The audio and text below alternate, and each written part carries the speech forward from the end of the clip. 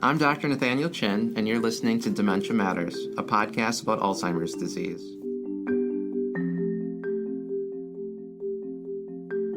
Dementia Matters is a production of the Wisconsin Alzheimer's Disease Research Center. Our goal is to educate listeners on the latest news in Alzheimer's disease research and caregiver strategies. Thanks for joining us. Welcome back to Dementia Matters. Today I'm joined by Brother John-Richard Pagan. Brother John-Richard is a disabled veteran with a master's degree in clinical psychology with an emphasis in marriage and family therapy.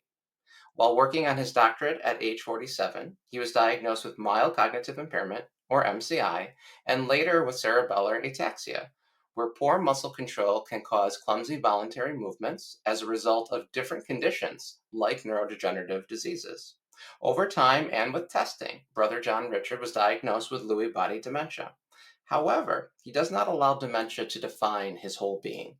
As well as continuing to build on his education, Brother John-Richard is active in his spiritual and social communities and took his vows to become a monastic in the Episcopal Ecumenical Community of the Gospel in 2022. He is also a passionate advocate for those with dementia and Lewy body disease and pushes to talk more about care partner needs and supports, the importance of research, LGBTQ+, and other minority group support, and global dementia support. Thank you for joining us on Dementia Matters, Brother John-Richard. Thank you for having me here. Much appreciated. Along with us is Ms. Sarah Walter, Program Administrator for the Alzheimer's Clinical Trials Consortium and the Alzheimer's Therapeutic Research Institute, also known as ATRI, at the University of Southern California, and she is the co-host of this series, and thank you, Sarah, for being here as well. Before we get into your experience with research, Brother John-Richard, how did you first become involved in the cognitive diseases field? Well, that was trial by personal experience. um, I was already in the clinical psychology side of things, and that was simply because I enjoyed talking and working with people. So getting to know people, getting to know how mental issues develop and affect people and behavior was really invaluable to me. And during my clinical psychology doctorate, I was studying health psychology. So I was actually looking at MRIs to look at how the brain changes when cognitive decline occurs. Then I personally had the experience, as you mentioned, of having brain changes, significant brain changes. My attention uh, became very much off, which was initially misdiagnosed as adult attention deficit disorder and later corrected as being a symptom of Lewy body. Then I was also having issues with statistics, formulations that I could calculate advanced solutions, but I couldn't tell you how I got it. I couldn't tell you the steps going there. So some of that executive step-by-step activity, I was losing. And I imagine as someone who is an expert in cognition and symptoms, that must have been very scary for you to sense it yourself. It definitely was. And to know that there's a problem and to know that even in your studies, the professors, the educational program that you're in, was unable to recognize it as anything more than me being hysterical about, just the normal stresses of a doctorate program. So I immediately sought help. I knew that I needed to be evaluated. I went to a friend of mine who's a clinical psychiatrist in the VA system, and I asked him if he could run some tests, and he did. And that was my first sign that there was a mild cognitive impairment that had developed. Well, and Brother John-Richard, you used the word hysterical, and I know from talking to you prior to this podcast that this was not a straightforward and easy experience. And while you just described it as I went and saw a colleague who provided this diagnosis, in reality, it didn't sound like that was the actual case. And Right. so could you share, because I think there are many people out there who are struggling with this process and with getting an accurate diagnosis. Do you mind sharing sort of what happened from the moment you Sure. had the symptom to the actual diagnosis of what was Sure. happening? You know, my first neurologist, who was in San Diego, diagnosed a mild cognitive impairment and with hope that it would improve.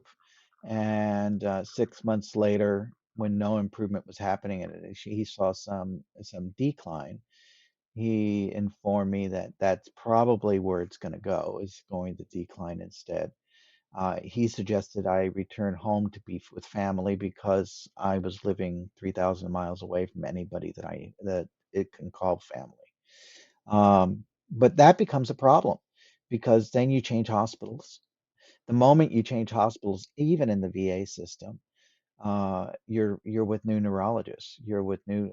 Actually, I was new primary care and had to prove that I needed a neurologist in order to get a neurologist. So they have to start the MRI process over again. They have to start showing that there is an impairment, so they can say, "Can you? We've sent a neurologist a consult." From there, it's the neurologists. Their first and primary focus, and for some of them, their only training is Alzheimer's. And though Alzheimer's is a dementia, it is one of several dementias, and they weren't unfamiliar with anything beyond it. So I get tested for Alzheimer's, and nothing arrives, nothing shows up, no plaque, no tangles. Definitely have done my research and understand the development of Alzheimer's. But when they were done, their comment was, well, we can't find anything right now, so just enjoy your life. And when more symptoms occur, then we'll go ahead and test more. When you're in this moment of uncertainty, that is not the answer you want. Something's going on, something is changing. Your ability to work the way you used to work is gone. The ability to live and do things exactly as you used to do has changed, and so you seek out answers.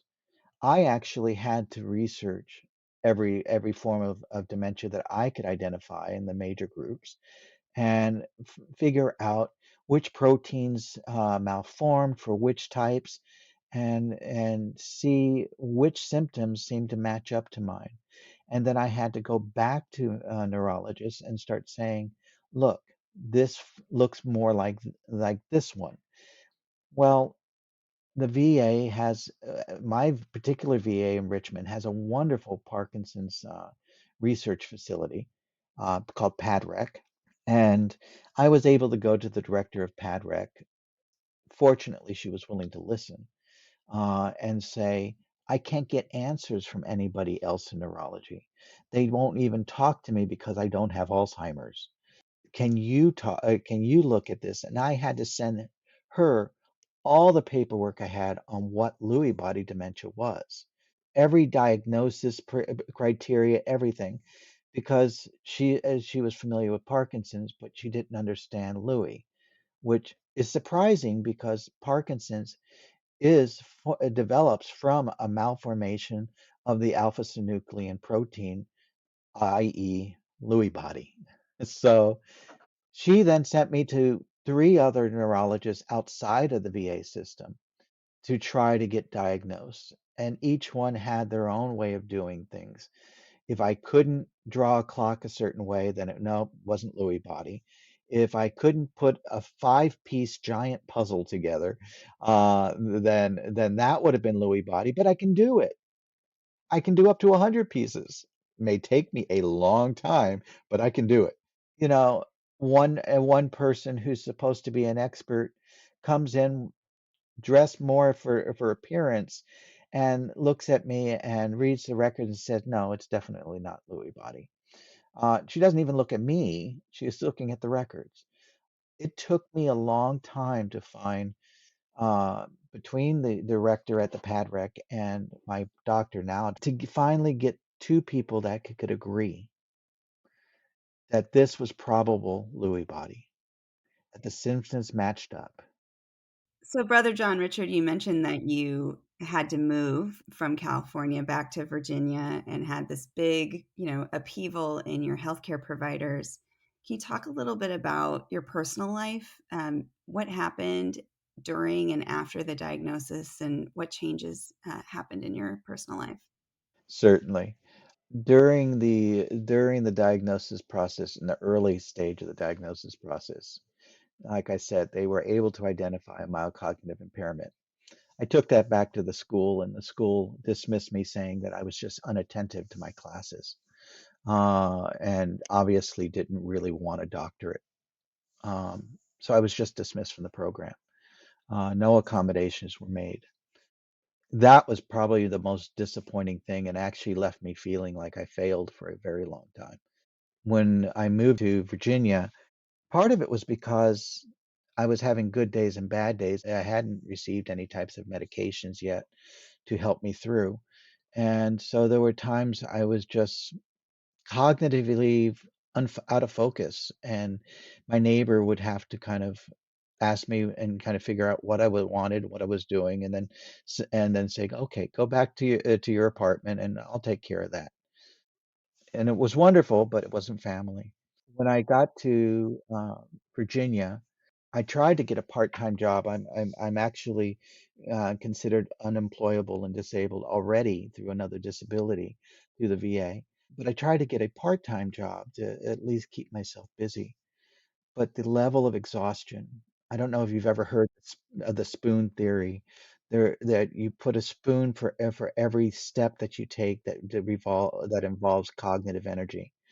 And if you start out with 20 spoons and you keep taking spoons away for every cognitive thing you've done, after a while you have no more spoons. And that's how I was halfway through the day in a part-time job. I'd come home and I was barely knew where I was, and I'd fall asleep until the next morning, not eating. So I had to leave that job, unfortunately, and it was something for me to keep busy. My parents put me in a town home that they own, and they started getting worried because I would look at the kitchen and I'd just stare at it. There were times where the kitchen suddenly became just all these steps, and where do I begin? What do I do to make this work? So the answer was always grab the peanut butter jar and a spoon. And my mother kept saying, "You can't live on peanut butter. You've got to cook stuff." Well, when I was in a clear head, I could cook stuff. Before I started the Aricept or Donepezil, I found a support group online for Lewy body through the LBDA, and the I was stuttering and I was crying, and I was like, I don't even know if I have Lewy yet, but I think I have the symptoms, and my words were broken and everything else because when I was in my worst, my speech just couldn't work through the process, and they kept having to tell me, it's okay. You're okay. We've all been there. Just breathe. And once the Donepezil started working, my speech came back. I was so thankful for that. But it also took knowing my diagnosis. You know, I was extremely depressed at first, feeling very alone with only the one support group, not leaving my house. Mobility was becoming difficult because of the ataxia.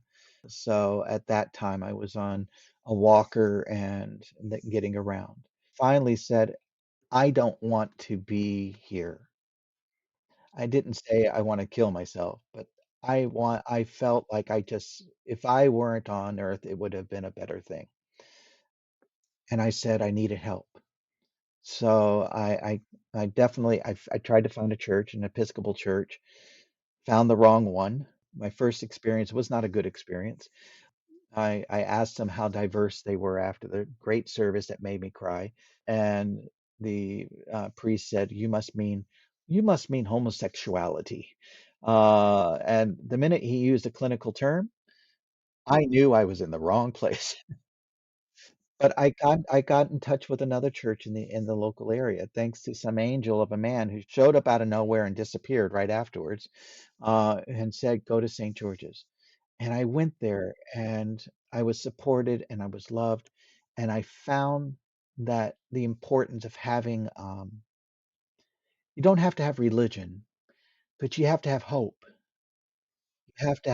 You have to have something greater than yourself to reach for, to say, I can get through this.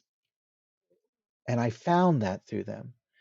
And that was so important because that's what helped me get stronger. That's what gave me the courage to go back and exercise and get to the point where I'm only using a cane now. I do a mile, mile and a half on the treadmill, and I love it. The important things were, get myself out of the house, get myself socializing with people. I stopped being the member of the group and I started being the moderator of the group. And then I was the moderator of two groups and I started helping other people. These are your online support groups? Yes, absolutely. Online support groups. And because there was nothing out here that I could really attend, my speech started to break down again. And at this time it was, let's put it this way, in Alzheimer's, when you lose something, a brick wall suddenly falls in place, and whatever's behind that brick wall is gone. It's just gone. But in Lewy body, it's like taking a filing cabinet, shaking it up, and dumping every file on the floor in all directions, and then being asked, find the word apple. And you have to go through all that paper just so that you can speak that word. And so suddenly my speech was acting up because I couldn't find the words fast enough. And so they put me on Namenda as well, which works well for people with Lewy body. Doesn't tend to work well with other dementias. This is why it's so important to know which type of dementia you have. So I went on the Namenda, the speech came back, I was able to find words a little faster, and I was able to share that information with other people. Today, I'm active with Dementia Action Alliance and Lewy Body Dementia Association with the Agreed Group on studying how, looking at how research is used in the field and how participants' rights matter. And some of these things, these are powerful groups that I'm involved with today, but I couldn't have even started that without having the hope of something better and having the voice to speak it. Brother John Richard, in a majority of studies that we conduct in the field, just in general, we don't often ask people whether they identify as LGBTQ plus. Do you think we need to change this? And what should researchers be aware of when engaging with people from the LGBTQ plus community? I think in any minority group, we should be extremely sensitive to whether or not they might be included, because that means there's a whole cultural difference involved, and we have to respect that cultural difference. In the LGBTQ community, many of the LGBTQ have not been accepted by family, so they don't have family to lean on. Many have been survivors who have just pushed forward to just get by on their own. But at some point, they need to rely on something. A lot of the LGBTQ community has been, I'd say, they've disavowed religion because of bad experiences. But they need to have hope in something beyond where they're at. For me, I'm very sensitive to the fact that there are many LGBT older adults. And I say older adults, I mean, 50s, 60s, 70s, 80s, who are living alone. They don't have a partner at this point in time. Sadly, dating becomes a difficult challenge when you have a dementia diagnosis because when do you tell somebody that you have a dementia diagnosis? The first date, the second date, the third date. And by the way, I wear pull-ups. You know? So, but they're living alone, and they don't have anybody there if they go into a daze and they can't remember where they're at. So with older adults in the LGBT community, they have no one to rely on when they're sick, when they've fallen, when they have moments of cognition that leave them unaware of where they're at. Maybe there's concern because they're in a space where their space looks like their childhood bedroom, and it's very confusing. But who do they talk to? Who do they go to?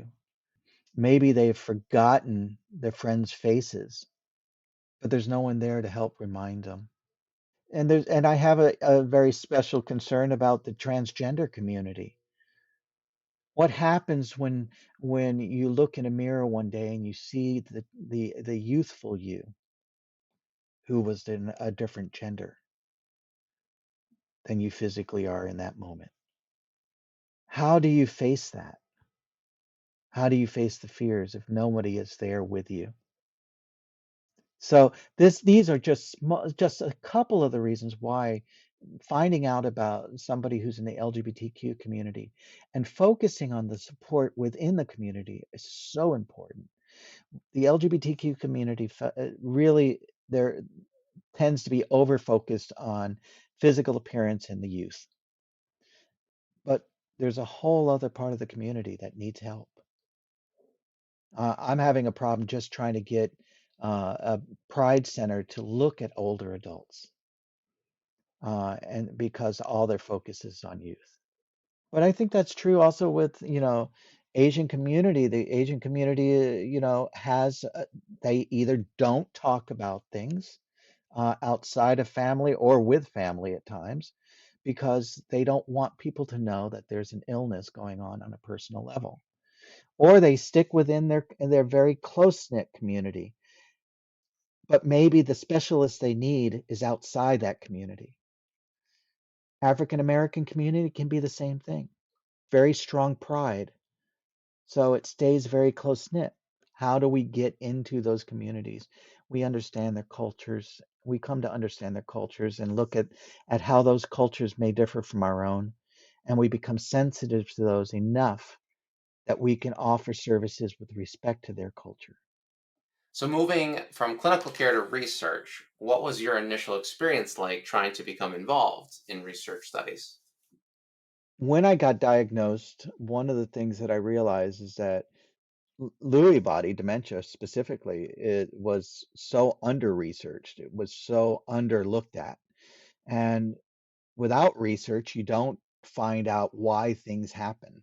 You don't understand what medications might work or not work. How do you help the next generation get diagnosed earlier and with less stress, with less steps in the process? And so I got very interested in the idea of research. Having been a clinical psychology major for my doctorate, that was definitely part of my studies was to go into research. And I started reading up on I read up on every research paper I could find on Lewy body. Unfortunately, there wasn't a lot, but I read them and I learned a great deal from them. And I wanted to be one of the people who made that kind of difference. So I looked at what kind of research is out there. Unfortunately, what I looked at as research was longitudinal observation research. And the idea that, doctors do perhaps a DAT scan or lumbar puncture and they monitor through MRIs and see where you're at over time. The problem is that I have a pacemaker because of Lewy body.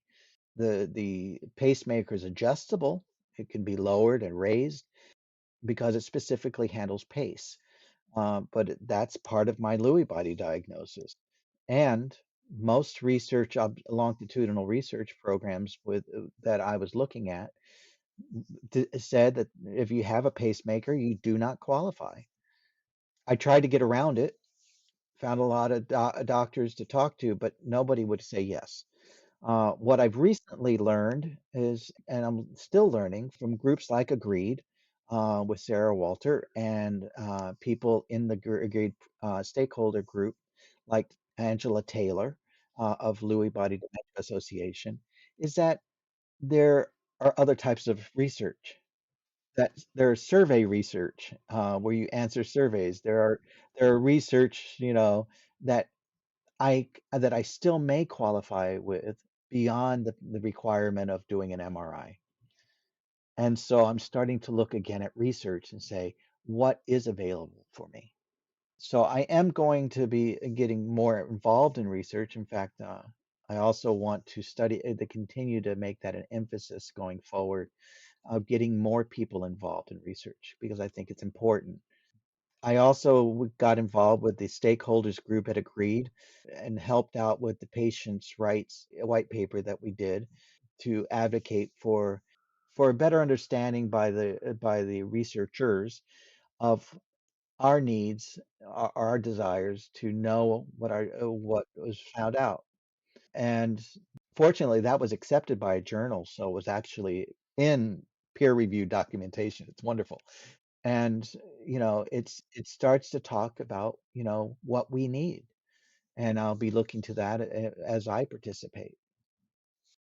Given your experience of being excluded from studies, what do you think researchers should know about enrolling people from the community?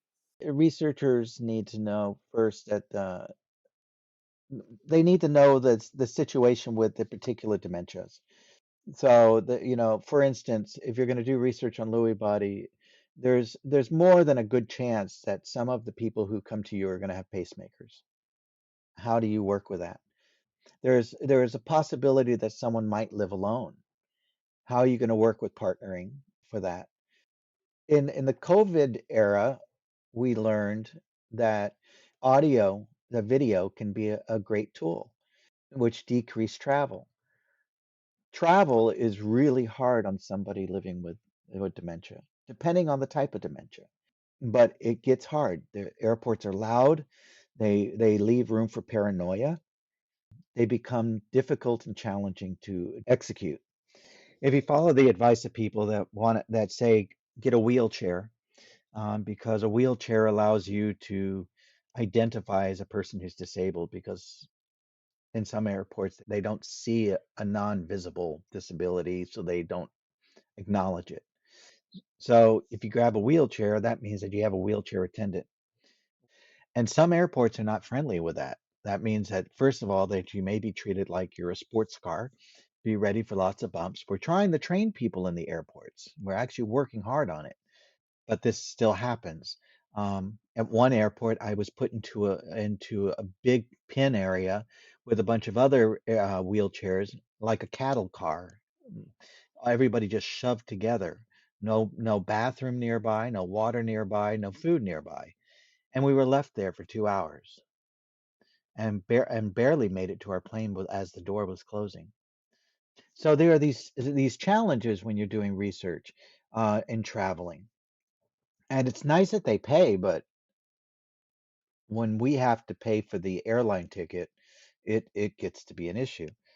I would also say for researchers that they need to get the word out better.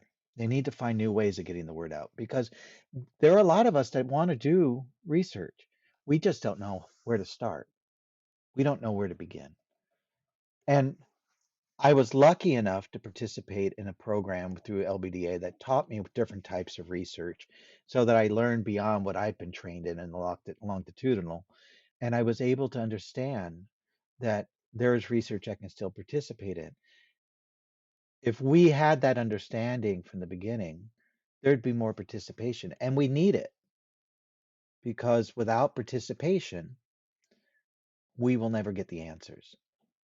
Now, don't get me started about the cultural issues because, for instance, in the African American community, I believe it's called Tuskegee incident. There have been several incidences where African American individuals in the past were researched on, used as test rats in a very poor and negative way.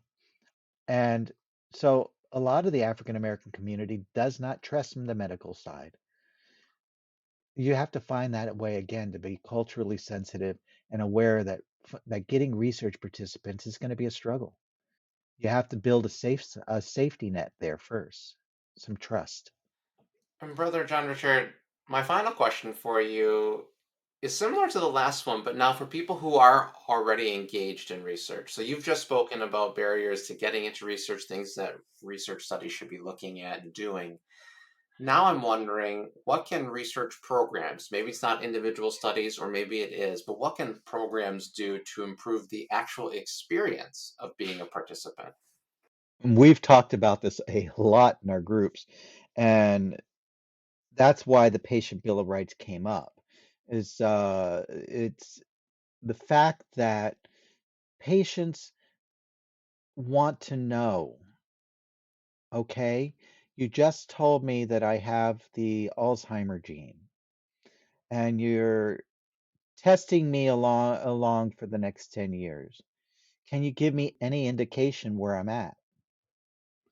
There's got I understand there are guidelines to what can be shared, but there's also got to be guidelines in how to share in a general way what is going on so the patient feels confident with the situation and feels that they're aware of what's going on with their body.